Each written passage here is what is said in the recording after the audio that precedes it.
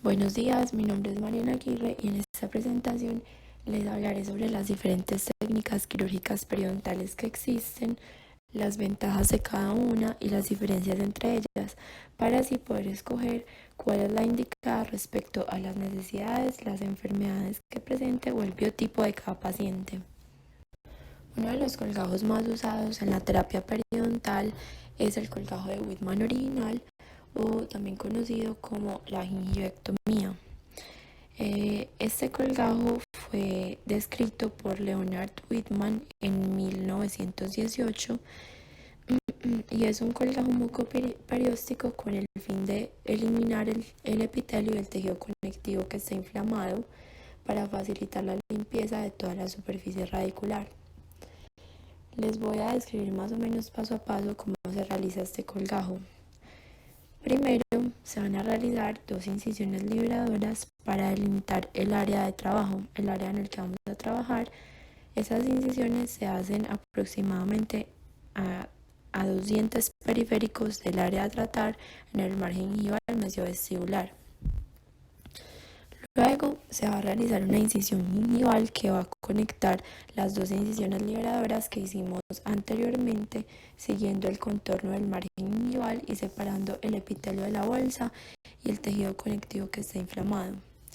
Si es necesario, también se hacen estas incisiones que ya hicimos por vestibular, en lingual o en palatino también se realizan, ¿cierto? Bueno, luego se va a levantar el colgajo mucoperióstico con el fin de exponer aproximadamente 2 o 3 milímetros de hueso alveolar y se va a retirar todo el tejido que esté inflamado a nivel del cuello. Todo el tejido inflamado se retira con ayuda de curetas.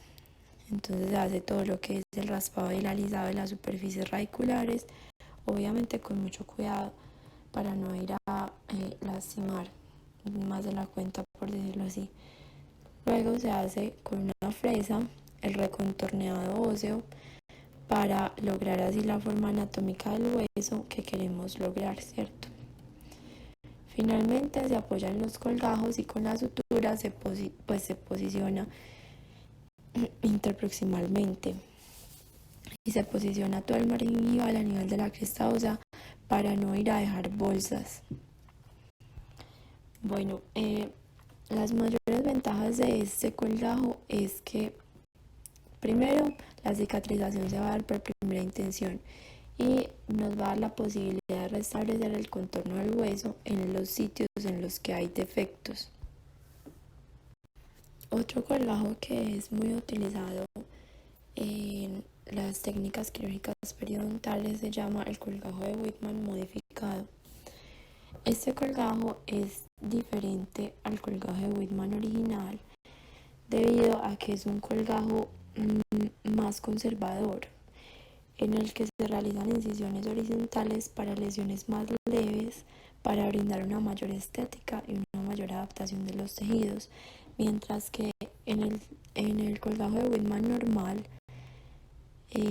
este colgajo nos sugiere realizar colgajos apicales menos conservadores para obtener una gran visualización del tejido óseo y radicular, por lo cual se realizan incisiones verticales dejando algo de exposición radicular al final de la cirugía, mientras que el colgajo de Whitman modificado es mucho más conservador, como ya lo dije anteriormente. Bueno, este colgajo fue descrito por Ranford y Nisle en 1974 y, como lo dije anteriormente, tiene diferentes objetivos al colgajo de Whitman original. Les voy a describir cómo sería la técnica paso a paso para lograr este colgajo. Básicamente se debe a 3 incisiones y luego vamos a suturar. Entonces la primera incisión se recomienda que se realice con el bisturí Bart Parker con una hoja número 11. Se realiza paralela al eje mayor del diente a 1 milímetro del margen gingival vestibular. ¿Para qué? Para separar el epitelio de la bolsa. Si las bolsas son mayores a 2 milímetros o la consideración estética es muy alta, un caso en el que se requiere mucha estética, se puede hacer una incisión intraclavicular en vez de hacer la incisión paralela. Bueno, entonces esta incisión se hace festoneada y se debe extender todo lo posible para que la encía interdental quede incluida, o sea, una incisión bien extendida para poder hacer un recubrimiento correcto del hueso interproximal cuando se vaya a suturar. Bueno, se realiza la misma técnica en la cara palatina y generalmente no se necesitan incisiones liberadoras, o sea, lo mismo que hicimos en vestibular vamos a hacer en palatino.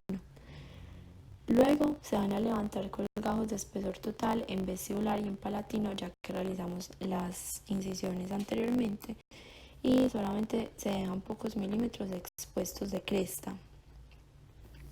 Listo, entonces ya hicimos la primera incisión. Luego vamos a hacer la segunda incisión. ¿Para qué? Para facilitar el separar el collar de epitelio con una incisión intraclavicular hasta la cresta alveolar, ¿cierto? Entonces ya llevamos 2 incisiones y luego se va a hacer la tercera incisión, que es la final, es una incisión horizontal y cerca de la cresta alveolar separa el collar de las superficies radiculares. Entonces ya finalmente hacemos todo lo que es la eliminación del tejido de granulación, el raspado y el alisado de todas las raíces radiculares, puede preservarse los restos de fibra de inserción y la banda proximal, se pueden preservar algunos de estos, se hace todo el curetaje de los defectos óseos y se hace el recorte de los colgajos y la adaptación para lograr un recubrimiento total del hueso. En la sutura interproximal, cuando vayamos a suturar, se hace bien la adaptación para lograr un buen recubrimiento. Esto es lo más importante del colgajo, que se suture bien y que se adapte bien, porque si no se logra esto, se puede quitar una cantidad de hueso de la cara externa de la apófisis, también es posible. Bueno, las ventajas de este colgajo de Whitman modificado es que se logra una adaptación muy estrecha sobre los tejidos blandos. Finalmente, cuando se suture, lo que dije, lo más importante es una adaptación muy estrecha. También el traumatismo, como es un colgajo más conservador, entonces el traumatismo se reduce en el tejido conectivo y en el hueso. Y también hay una menor exposición radicular, lo que hace que haya una mayor estética al final. El colgajo de Kirkland o el colgajo modificado fue descrito en 1931. La mayor ventaja de este colgajo es que no incluye el desplazamiento del margen gingival y que hay una posibilidad de que se dé regeneración ósea. Es mucho más conservador. Entonces, la técnica para realizarlo es, primero se realizan unas incisiones intraclaviculares a nivel vestibular, luego a nivel lingual en dirección mesial y distal, ¿cierto? Luego se va a retraer la encía hacia vestibular en la parte vestibular y hacia lingual en la parte lingual para exponer la superficie radicular y se van a debridar con mucho cuidado. Luego se va a eliminar el tejido de granulación de la superficie interna de los colgajos y finalmente se recolocan los colgajos en su posición original como estaban antes y con las suturas se aseguran. Este colgajo, como lo dije, es muy conservador, no incluye el amplio sacrificio de tejido inflamado, sino que básicamente es para eliminar todo el tejido de granulación que hay interiormente.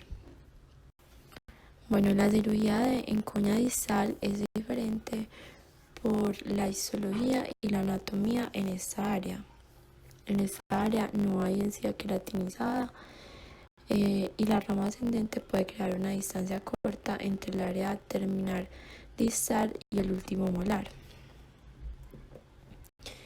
Bueno, esta cirugía de la cuña distal fue descrita en 1966 por Robinson y Branden. La técnica para realizarla: primero se realiza una incisión vestibular y otra en lingual en dirección vertical. Estas incisiones se realizan en dirección vertical a través de la tuberosidad para formar así una cuña triangular, ¿cierto? Luego, las paredes vestibular y lingual de la tuberosidad se despejan y la cuña se diseca y se separa del hueso. Luego se va a reducir el espesor de las paredes de los colgajos vestibular y lingual por medio de unas incisiones socavantes, y las irregularidades del tejido blando se eliminan. Entonces se eliminan todas esas irregularidades y se raspan las superficies radiculares que quedaron expuestas. Luego los colgajos son reubicados sobre el hueso y los bordes se recortan para no tener superposiciones y se aseguran por medio de suturas también. Las suturas pueden ser interrumpidas. La cirugía del colgajo no desplazado tiene varias similitudes con la gingivectomía,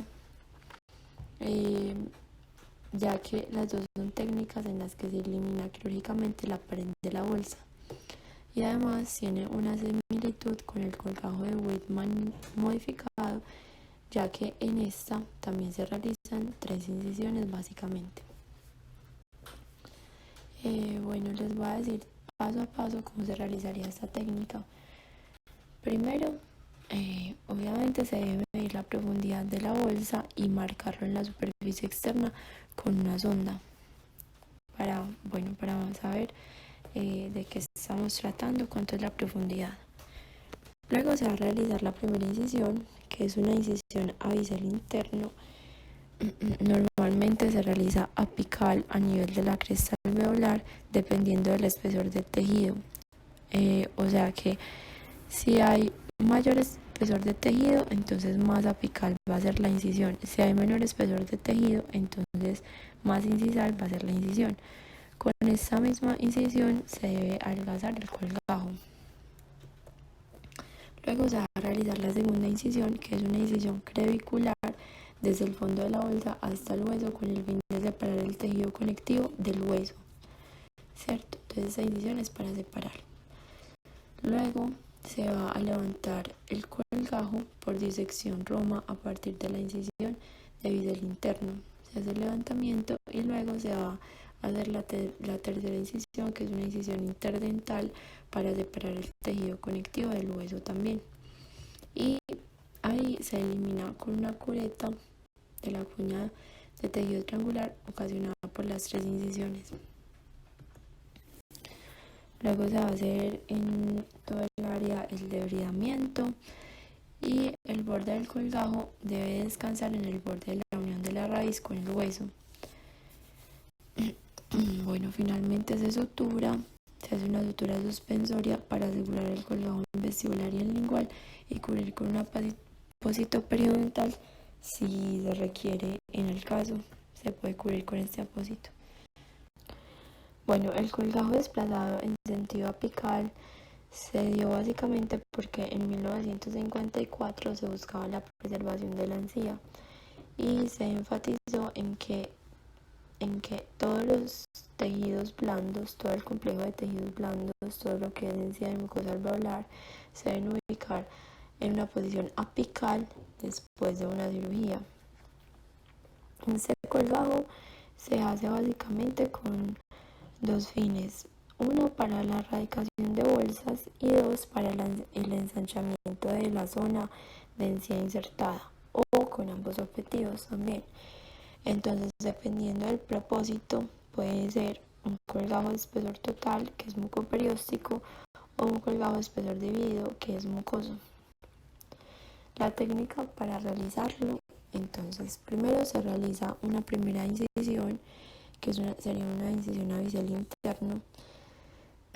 En esta incisión no se tiene que medir la profundidad de la bolsa, porque la incisión no se va a relacionar con la profundidad de la bolsa. Entonces hace una incisión axial interno que esté dirigida hacia la cresta ósea, siguiendo pues como todo el festoneado del diente. Luego se va a hacer una incisión clavicular seguidas de las incisiones interdentales y se va a remover toda la cuña de tejido que contiene la pared de la bolsa. Se van a realizar unas incisiones verticales que rebasen la unión bucogingival y se levanta el colgajo.